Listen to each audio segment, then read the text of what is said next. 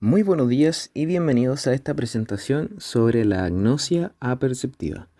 Nuestro grupo está conformado por Francisca Araya, Alanis Franco, Cristian Soto y quien les habla, Hans Klickman. Haremos un pequeño recorrido sobre este trastorno, conociendo sus causas, identificando su sintomatología, dando a entender sus consecuencias, sus evaluaciones y sus posibles tratamientos. Todo esto y más a partir de ahora. Espero que lo disfruten. Bueno, primero que todo, es importante que aclaremos el concepto de agnosia para poder comprender de manera adecuada lo que resta de nuestra presentación. El término agnosia hace referencia a ausencia de reconocimiento. Esto quiere decir que hay una incapacidad para llevar a cabo un reconocimiento integral, aunque el recuerdo exista en alguna modalidad sensorial. Esta alteración es en lo referente a estímulos visuales y el problema de estas personas suele estar asociado a daños en las partes del cerebro que se encargan de unir ese tipo de información. Cabe destacar que la información llega correctamente al cerebro. El problema de las personas con agnosia viene después de que el cerebro recibe la información. Además, existen diferentes tipos de agnosia, pero como acaba de mencionar mi compañero, nosotros nos referiremos particularmente a la agnosia perceptiva. Este tipo de agnosia se caracteriza por una incapacidad para ver diferencias entre dos objetos parecidos, problemas en los dibujos incompletos o cuando muchos de estos se encuentran juntos. Es decir, son incapaces de reconocer la integridad del objeto y por tanto no saben decir qué es. Sin embargo, no se trata de un problema de denominación, ya que no es que no sepan nombrar el objeto, sino que las personas con agnosia perceptiva no saben directamente qué objeto está enfrente de ellos. El diagnóstico de la agnosia aperceptiva se apoya en la presencia del déficit perceptivo y la preservación de las funciones sensoriales de base. La etiología o causas de esta agnosia pueden ser múltiples. Podemos verla por lesiones debidas al monóxido de carbono, intoxicaciones de mercurio, isquemias bilaterales, oclusión de la arteria basilar, hipoxia por insuficiencia cardíaca y cientos de casos de atrofia cortical posterior. Marta Ferra indica que generalmente está causada por lesiones en el lóbulo temporal o el lóbulo parietal en ambos hemisferios cerebrales. Por otra parte, Elizabeth Warrington señala que la incapacidad de reconocer mentalmente los objetos cuya imagen ha sido alterada se observa en casos de lesión parietal derecha.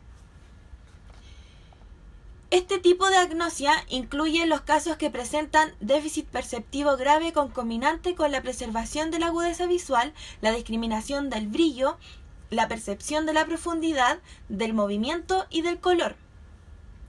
Con frecuencia, los pacientes así diagnosticados se encuentran en fase de recuperación de un cuadro de ceguera cortical. Esto implica que se muestran incapaces de realizar tareas de seguimiento visual, de emparejamiento perceptivo o de discriminación de formas, debido a que la fragmentación del contorno de los perceptos no constituye, constituye el centro de este déficit perceptivo. Una serie de observaciones cualitativas indican que los pacientes tratan de reconocer los objetos basándose en las capacidades visuales que aún conservan, como por ejemplo la visión del color. Sin embargo, tal estrategia ofrece pocas garantías, puesto que los pacientes asocian un color a un algo específico y si les cambian el color de ese algo, ellos se confunden y no logran reconocerlo. Por ejemplo, tenemos el caso de un paciente el cual reconocía su cepillo de dientes porque era de color rojo, por lo que asociaba el color al cepillo de dientes. Después de unos meses, cuando tuvo que cambiarlo, le pasaron uno de color verde. Como ya no era de color rojo, él definitivamente no podía reconocerlo y en reiteradas ocasiones se confundió al cepillo de dientes con un lápiz de color rojo, con el cual demostraba que al reconocer el color no significaba que realmente reconociera los objetos. Las agnosias son un gran ejemplo para comprender cómo el cerebro trabaja coordinadamente con diferentes zonas para conseguir el correcto desarrollo de una función concreta. podemos ver que el daño se encuentra en el propio cerebro, más específico en la corteza visual. Esta la podemos dividir en dos. En la corriente dorsal, señalada por la flecha oscura, la cual es más conocida como la vía del donde, ubicada en el lóbulo parietal. En esta reconocemos el movimiento y la distancia a la que están los objetos. Por otro lado, tenemos la corriente ventral, más conocida como la vía del qué, ubicada en el lóbulo temporal. Esta está señalada por la flecha clara y en ella reconocemos la forma, el color y las caras.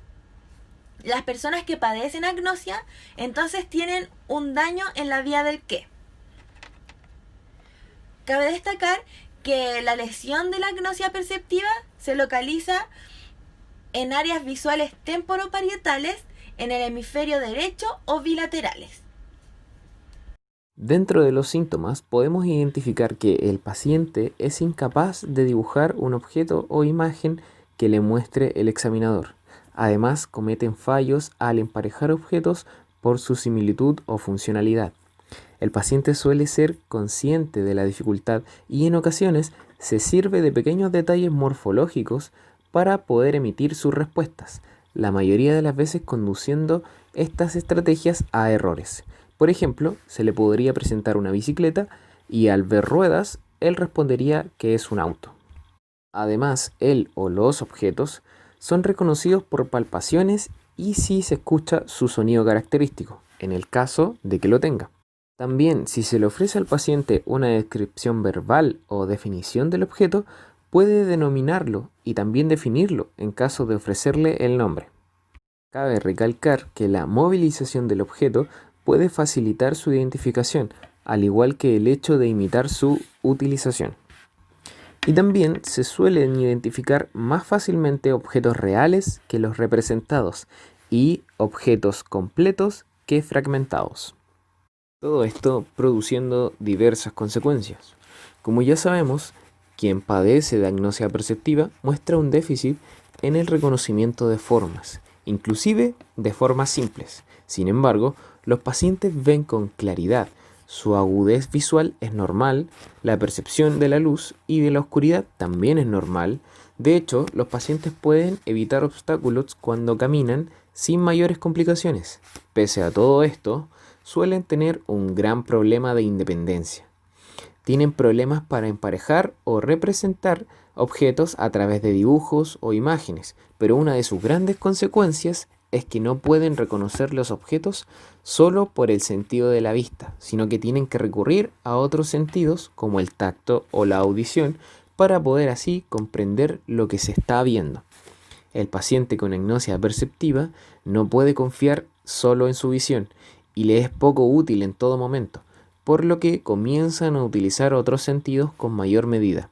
Tanto así que muchos autores utilizan la frase del escritor José Saramago, encontrada en su ensayo sobre la ceguera, que dice así: hay ciegos que no ven y ciegos que viendo no ven, indicando que las personas con agnosia perceptiva se encontrarían en este segundo grupo. Además de la información que acaba de entregar mi compañero, es importante que mencionemos la imagen que aparece al costado derecho. Esta imagen es un dibujo de una copia de un paciente de agnosia perceptiva. La intención es que puedan ver cómo las personas que sufren de esta enfermedad son incapaces de copiar dibujos, letras o números. Y como hemos mencionado con anterioridad, no saben identificar un objeto real con su dibujo o su foto. Por tanto, estos solo pueden reconocer patrones sencillos de líneas o puntos.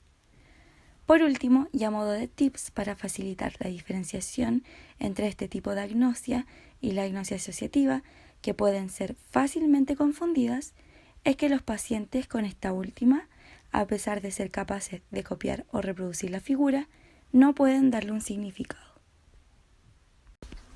Evaluaciones.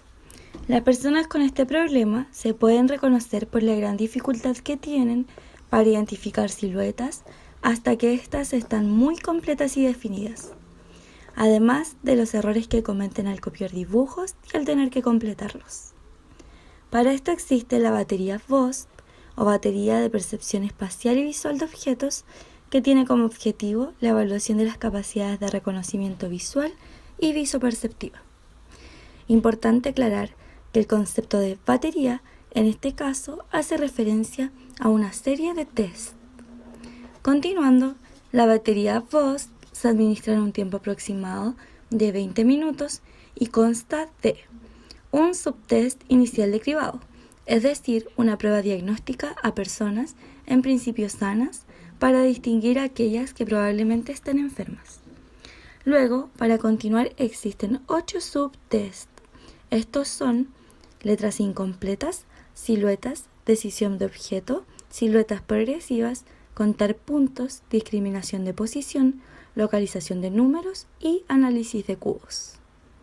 La batería de percepción espacial y visual de objetos presenta datos normativos y puntos de corte independientes para cada uno de estos subtests, por lo que pueden aplicarse individualmente o bien la batería en su totalidad. Hola, buenas, mi nombre es Cristian Soto y yo explicaré sobre los tratamientos neuropsicológicos que se aplican a pacientes que padecen de agnosia aperceptiva. Bueno, el tratamiento neuropsicológico debe ser flexible, de forma que se vaya adaptando tanto a las características del paciente como a sus necesidades y a la evolución del mismo. Al diseñar el tratamiento debemos tener en cuenta también las siguientes premisas. Conocer al paciente y su entorno como si vivieras con él. También desde el principio técnicas cognitivos conductuales. Muy importante también la psicoeducación y tratamiento de la conciencia de déficits desde el principio. También incluir técnicas de relajación y empezar utilizando técnicas de imaginación. El modelo Pine propone, como uno de sus principios básicos, estimular todas las funciones de los diferentes lóbulos cerebrales, además de trabajar sobre el factor dañado a través de la rehabilitación jerárquica. Por ejemplo, si un paciente presenta como cuadro principal una agnosia visual, el modelo Pine propone que, además de trabajar sobre el proceso de percepción visual, el lóbulo occipital, se estimulen al mismo tiempo las funciones de los demás lóbulos cerebrales, frontal, parietal y temporal. Es decir, que además de enfocar la rehabilitación en estrategias visuales, se trabaja en la atención, el razonamiento abstracto, el análisis y síntesis, con el apoyo impredecible de la memoria. Para entender un poco más este modelo, lo llevaremos a un caso en concreto. Este caso se trata de una paciente femenino de 32 años de edad, diestra, con una carrera universitaria, quien sufrió un traumatismo cráneoencefálico debido a un accidente automovilístico 3 meses antes del inicio de la rehabilitación. Su estudio de tomografía mostraba lesión talámica derecha que se extendía a las regiones temporoccipitales. El nivel de alerta, atención y funciones ejecutivas estaban conservadas y no presentaba dificultades de la marcha.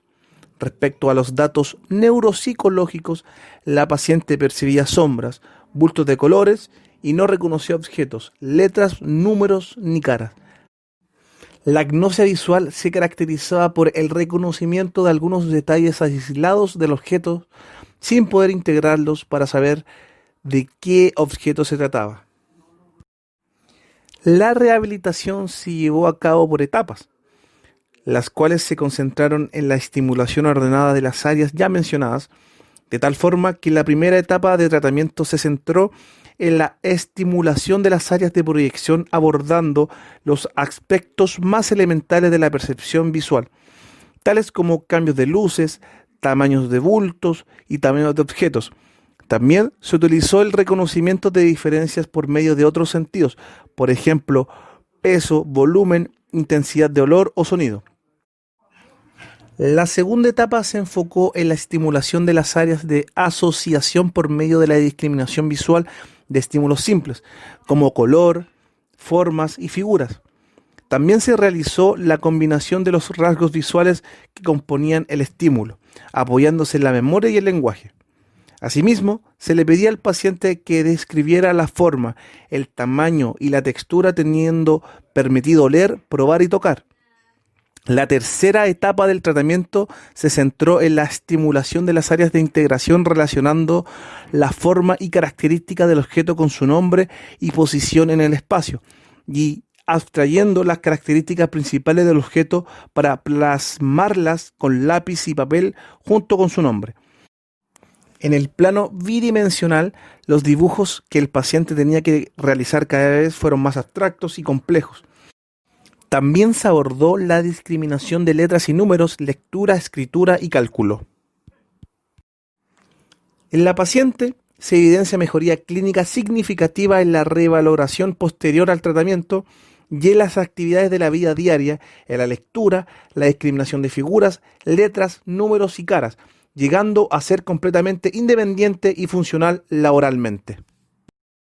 A medida que investigábamos sobre el tema que nos convoca, nos encontramos con información muy interesante y nos gustaría realizar 2 recomendaciones de forma complementaria acerca del trastorno de agnosia visual.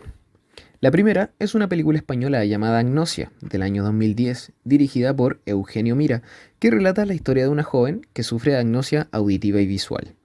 Y la segunda recomendación es un libro de un neurólogo llamado Oliver Sacks, que se titula El hombre que confundió a su mujer con un sombrero, en el cual se relatan 24 historias cortas sobre diversas afecciones neurológicas que padecen sus pacientes, dentro de las cuales se encuentra la agnosia visual. Y por último, para poder finalizar esta presentación, los dejaremos con 2 videos de personas que padecen agnosia visual, en los cuales queda en evidencia la información que entregamos con anterioridad.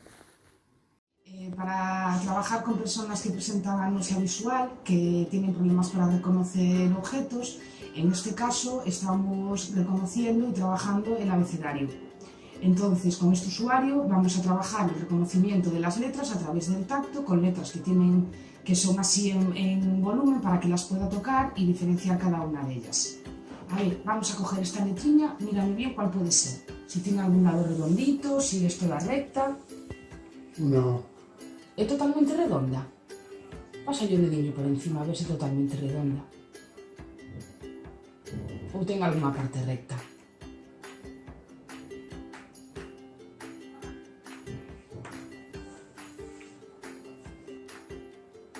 Così cos dos, niñas. A ver, mírame. ¿Tenga algún lado recto? Tiene un ladillo recto, después tiene una barriguilla grande. ¿Qué letrina es esa? A, D. Venga, vamos a mirar esta. Cos dediños, a ver, ¿cómo va? A, T de Teruel. A, T de Teruel, muy bien. ¿Qué puede ser esto? Para Esther Chumillas, enfrentarse a un cuadro es un suplicio. Árbol no es porque no es verde, no es agua porque no es azul. Puede ser humo porque es muy negro, pero ¿de dónde sale el humo? Yo veo, pero como no existe esa memoria visual, no hay un almacén y todo lo que veo pues va siendo nuevo. Ah, sí, tiene pico. Un pájaro. Es una asociación continua de, pues eso, de sitios, de espacios, de nombres, de colores. Todo lo ve por primera vez, padece agnosia, no tiene ningún recuerdo visual, explica el neurólogo Alberto Villarejo. Enseñarle el objeto, no sabe decir el nombre de ese objeto, pero si lo coge o si oye el ruido que hace, sí que lo reconoce. Pues ni un trastorno del lenguaje ni un trastorno de la memoria, y por eso es tan peculiar. Tan peculiar que solo hay 8 casos como el de Esther en el mundo. A ella se lo provocó una meningitis y ningún médico ha podido ofrecerle una solución. No reconoce las caras aunque acabe de verlas. ¿No sabes quién es? ¿Te suena el nombre de David Bisbal? Ah, sí. ¿Qué ves? Otro hombre. ¿El mismo? ¿Qué es esto? ¿Tú dónde vives? ¿En Cuenca? ¿No lo reconoces? ¿Esto es Cuenca? Enseña braille a niños de educación especial. Manuel Rubio, su pareja, nos cuenta su suplicio. No, menos a casa de sus padres, que es el camino que es cruzar la calle, prácticamente todo lo demás lo hace conmigo. Hasta en un bar, ir al servicio. Es una desorientación total. Cuando está sola, la guía un GPS. Gire a la izquierda. Esther es ciega sin serlo.